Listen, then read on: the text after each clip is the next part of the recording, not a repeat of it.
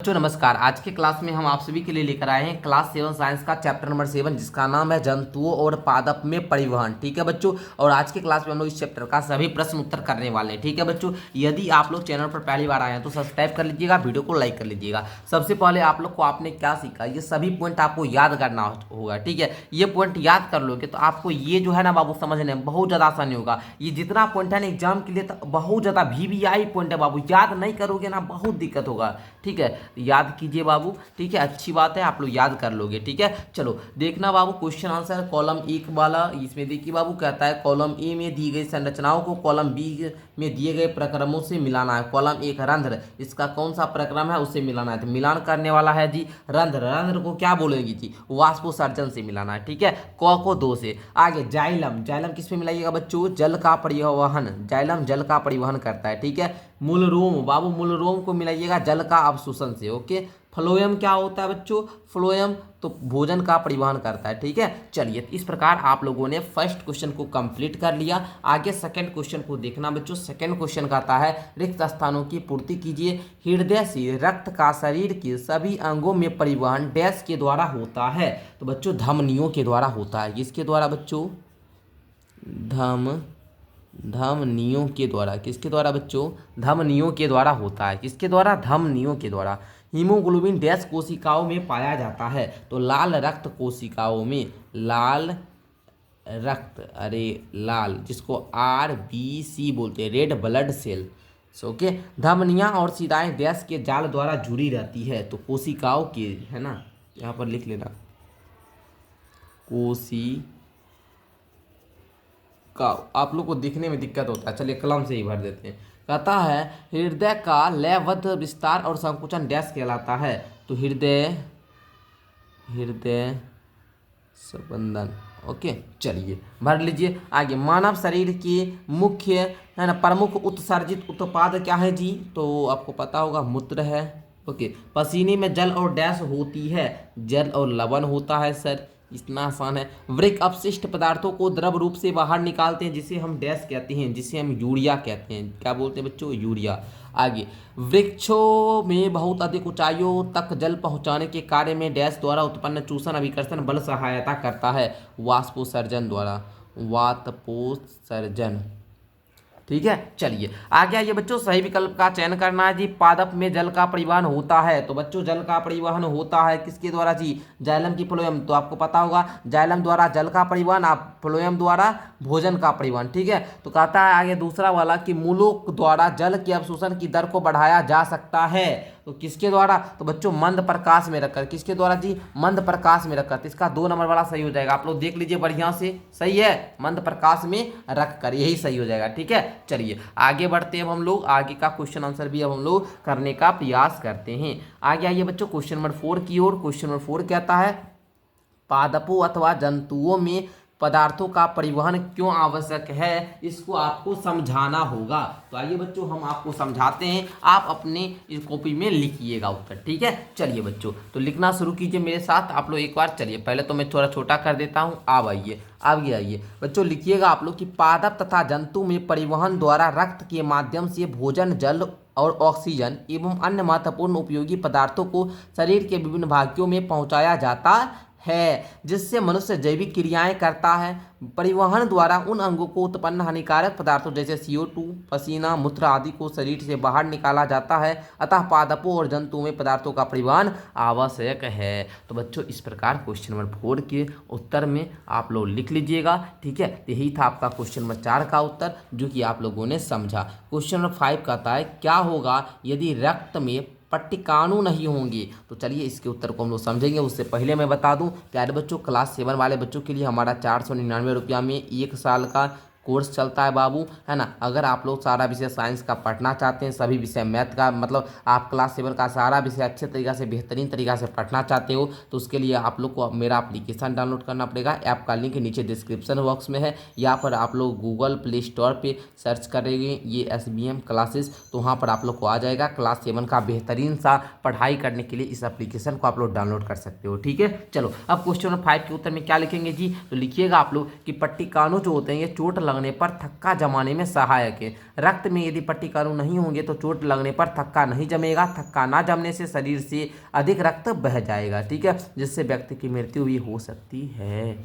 समझे बच्चों, समझ में आया तो बोलिए यस सर, समझ में आ चुका है। आगे बढ़े हम लोग, चलिए एक बार बताइए, आप लोग पहले नोट कर लीजिए, ठीक है, उसके बाद हमको बताइए हाँ सर आगे बढ़िए। आइए आगे का क्वेश्चन है, रंध्र क्या है, रंध्र के 2 कार्य लिखना है, ठीक है। क्वेश्चन नंबर 6 को देखिएगा। तो बच्चों उत्तर में लिखना शुरू करो आप लोग। लोह की पादप की पत्तियों में गैसों के विनिमय के लिए सूक्ष्म छिद्र होते हैं जो रंध्र कहलाते हैं। कहता था रंध्र के 2 कार्य बताइए, लिखिएगा रंध्र के कार्य में कि पादपों में उपस्थित अतिरिक्त जल वाष्प बनकर उड़ता रहता है, ये पहला कार्य हुआ। दूसरा कार्य क्या है जी, रंध्रों से पत्तियों ऑक्सीजन एवं कार्बन डाइऑक्साइड का आदान प्रदान करती है, ये सेकंड उसका वर्क हुआ। तो इस प्रकार क्वेश्चन नंबर 6 के उत्तर में लिख लेना। क्वेश्चन नंबर 7 की ओर बढ़ते हैं। क्वेश्चन नंबर 7 कहता है क्या वाष्पोत्सर्जन पादपों के लिए कई उपयोगी कार्य करता है। तो बच्चों लिखिएगा यहाँ पर, वाष्पोत्सर्जन में चूषण अभिकर्षण बल उत्पन्न होता है, जिसके कारण मूलों द्वारा अवशोषित जल तनी और पत्तियों को तक पहुंचता है या पादपों को भी ठंडा रखता है। तो इसीलिए इसमें और भी इसलिए क्या बोल रहा था, वाष्पोत्सर्जन पादपों में उपयोगी कार्य करता है, इसलिए वाष्पोत्सर्जन पादपों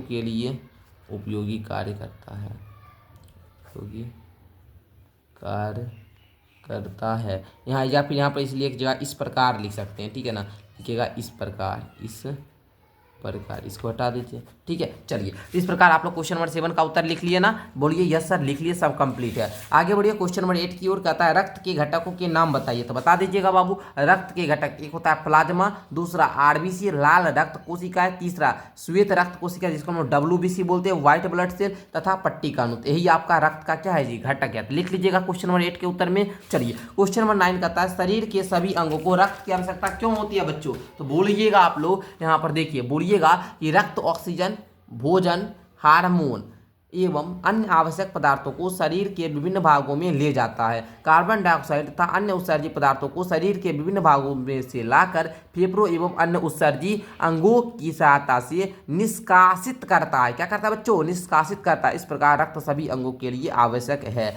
बच्चों इसका जो क्वेश्चन आंसर है बाबू, इसका PDF आपको मिल जाएगा कंप्यूटर से टाइपिंग वाला, ठीक है। कंप्यूटर मतलब प्रिंटेबल, जिसको आप लोग प्रिंट करा लीजिए, ठीक है ना, प्रिंटेबल PDF मिलेगा। लेने के लिए अगर PDF ही लेना है ओनली क्वेश्चन आंसर का तो 299 रुपया लगेगा। क्लास के लिए 499 रुपया लगेगा। 499 में आपको सब कुछ पढ़ाया भी जाएगा, सब कुछ नोट्स का PDF, क्वेश्चन आंसर का PDF, टेस्ट सब कुछ मिलेगा। इसमें सिर्फ PDF मिलेगा, ठीक है। चलिए 10 में कहता है रक्त लाल रंग क्यों दिखाई देता है। लिखिएगा रक्त में लाल रंग का वर्णक होता है जिसे हीमोग्लोबिन कहते हैं। हीमोग्लोबिन की उपस्थिति के कारण रक्त का रंग लाल होता है। लिख लोगे, बोलिए हाँ सर, लिख लेंगे तो हम आगे बढ़ेंगे, ठीक है। चलिए आगे बढ़ते हैं प्यारे बच्चों। आगे का क्वेश्चन देखिएगा, हृदय के कार्य बताइए। हृदय का कार्य अब आप लोग को बताना होगा।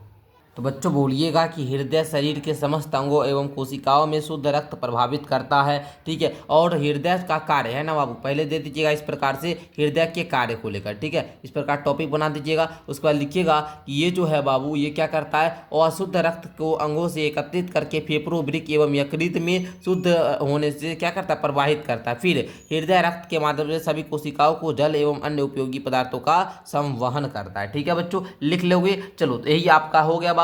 इस प्रकार आप लोगों ने जो क्वेश्चन नंबर आपका क्या था 11, इसको भी कंप्लीट कर लिया। आइए 12 नंबर क्वेश्चन का आता है कि शरीर द्वारा अपशिष्ट पदार्थों को उत्सर्जित करना क्यों आवश्यक है जी। तो बच्चों आप लोग बोलिएगा क्या, देखिए हम यहाँ पर दे चुके हैं, आप लोग लिखिएगा बाबू, देखिए यहाँ पर ध्यान से लिखिएगा, शरीर द्वारा अपशिष्ट पदार्थों को उत्सर्जित करना क्यों आवश्यक है। तो लिखिएगा उत्तर में आप लोग प्यारे बच्चों, उत्तर में क्या लिखोगे बच्चों, लिखना कि शरीर में जैविक क्रियाओं के अंतर्गत कुछ हानिकारक पदार्थों का निर्माण होता है, ठीक है बच्चों। क्या होता है जी, कुछ हानिकारक पदार्थों का निर्माण होता है। इनका शरीर से बाहर निकलना अत्यंत आवश्यक है, अन्यथा शरीर में विष उत्पन्न हो जाएगा जिससे मृत्यु भी हो सकती है। इस प्रकार आप लोग क्या करना प्यारे बच्चों, पूरा वो क्वेश्चन का उत्तर लिख लेना। ठीक है, चलिए हो गया ना प्यारे बच्चों, लिख लोगे।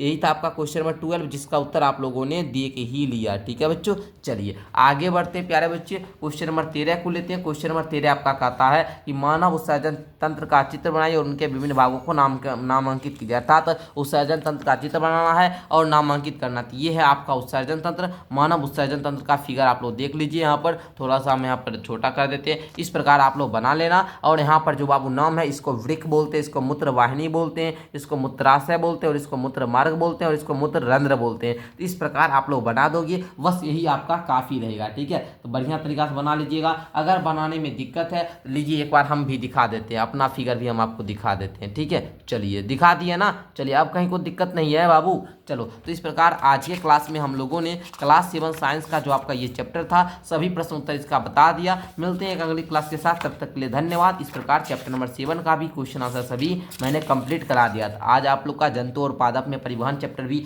समाप्त होता है। मिलते हैं अगली क्लास के साथ, तब तक के लिए बहुत बहुत धन्यवाद।